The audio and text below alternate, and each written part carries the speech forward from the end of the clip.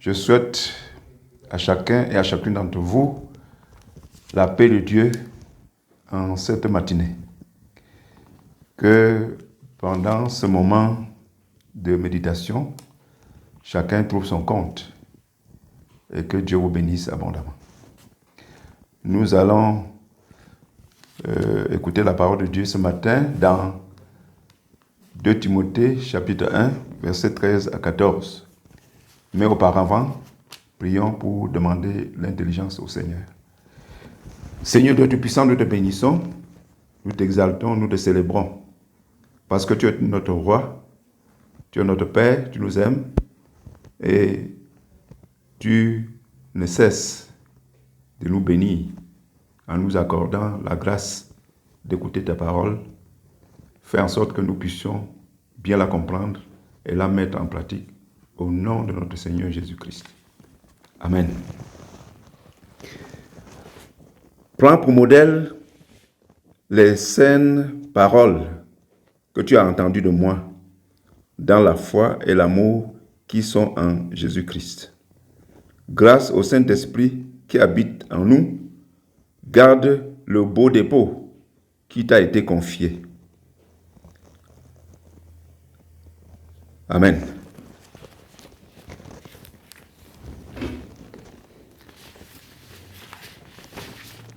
Les 2 versets bibliques que nous venons de lire ce matin ont pour auteur Paul. Paul était d'abord pharisien, c'est-à-dire membre de la secte religieuse juive la plus stricte. Il a même persécuté l'Église naissante. Mais lorsqu'il a rencontré Jésus-Christ sur le chemin de Damas, lorsqu'il allait arrêter les chrétiens pour les ramener à Jérusalem et les enfermer, il a été rencontré par le Seigneur Jésus-Christ. Et Christ l'a converti à la foi chrétienne en lui manifestant la vérité de la foi chrétienne, et il lui a signifié sa mission spéciale d'apôtre des païens.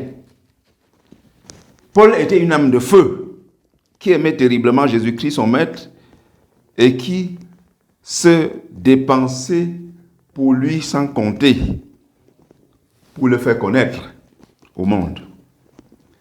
Personne, mis à part Jésus-Christ, n'a exercé une aussi grande influence que lui sur l'histoire de la foi chrétienne. Les 2 versets bibliques que nous avons lus font partie de ses dernières paroles sur cette terre, car il écrit étant dans une prison de Rome, d'où on le sortira pour l'exécuter sous l'autorité de l'empereur romain. Ces 2 versets bibliques sont très précieux.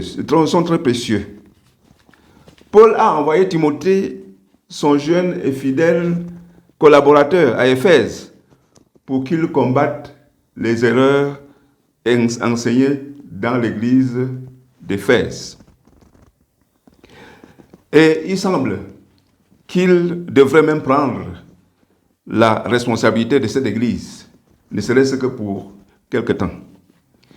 Timothée est appelé donc à s'appuyer sur la parole de Dieu que l'apôtre lui a enseignée, et il doit le faire dans la foi et l'amour qui sont en Jésus-Christ. L'apôtre Paul demande à Timothée de prendre pour modèle les Saintes Écritures. Il s'inspire du terme grec qui signifie la reproduction d'un objet à exécuter dans tous les modèles, dans tous les détails. La foi et l'amour indiquent dans quelle inspiration et de quelle manière Timothée doit s'y prendre. La tâche de Timothée ne sera réaliser parfaitement que s'il est personnellement en Christ Jésus, c'est-à-dire uni intimement à lui.